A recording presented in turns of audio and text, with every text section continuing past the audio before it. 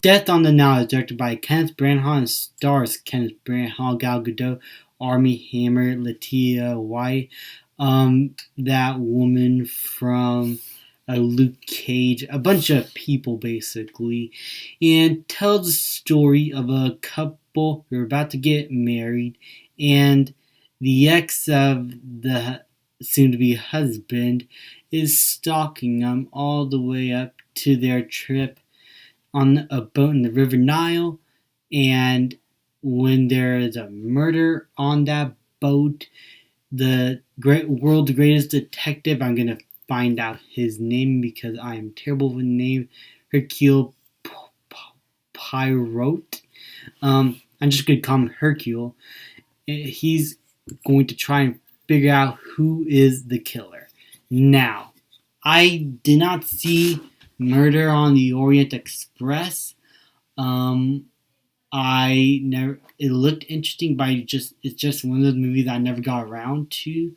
Though I am very much a mystery fan. I really love Knives Out. I love Clue. I love the Sherlock series. So mysteries like up my alley. I love that genre of film, and so I was still very interested to see this movie anyway. So once I did see it, I thought it's a good movie.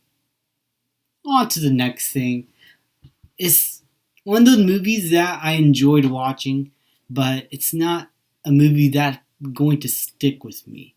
Nothing about it felt new or refreshing for genre, but I feel like that's what this movie is not trying to be. It's just trying to be a fun mystery movie with interesting characters and high paid actors to hopefully get this movie to becoming very successful. Um, all the performances, Gal Gadot, Armie Hammer, Latia Wright, Kenneth Branagh, they all do a great job in their respective roles, especially some of the other side characters like Bout, played by Tom Bateman, and Anita Bening, who plays Euphemia, who is the mother of one of the characters who refused to give the blessing to a person wanting to marry another girl in the boat. Um, I think they all do a great job. All have their likabilities and unlikabilities, and you can easily see many of them potentially be the killer. But I feel like the main cast of characters, especially the girl who plays what's her name? I'm trying to figure out. She was in this show called Emma McKay. So, she is awesome. She is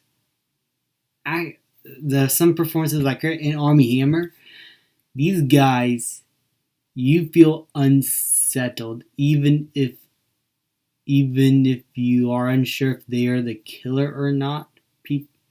People like this just bring something really unsettling to the role and helps create the mystery feel stronger because they look like the type that would possibly kill, but they, I don't know how to say it, but their performances were just something, and their chemistry with one another, including the love triangle between Gal Gadot, Emma McKay, and Armie Hammer.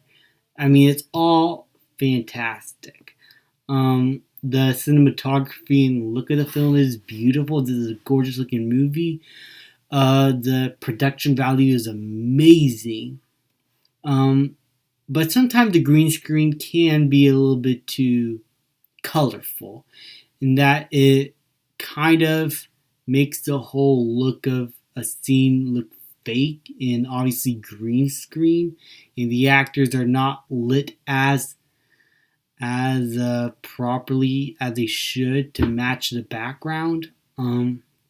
Sometimes the oversaturated look of the film could also be a detriment to it, but for the most part, it does make this film look visually appealing, and I love the look of Egypt here. The opening was something that I did not see coming and helped establish our main character, Hercules, um, and set up his character throughout the film. And overall, I found this character to be very engaging as a detective, but also as a person. I love how this film doesn't treat its detective like the all know it all that had no problems and is better than anybody. He feels like a natural person in this situation. Overall, fun little movie. Music ain't that memorable. The writing is not the strongest and doesn't add anything new. But overall, the cast all do a great job.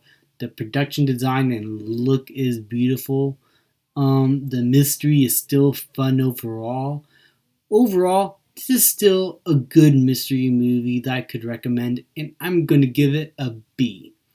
Thank you guys so much for watching. Please leave a like, subscribe, comment, and I will see you guys next time.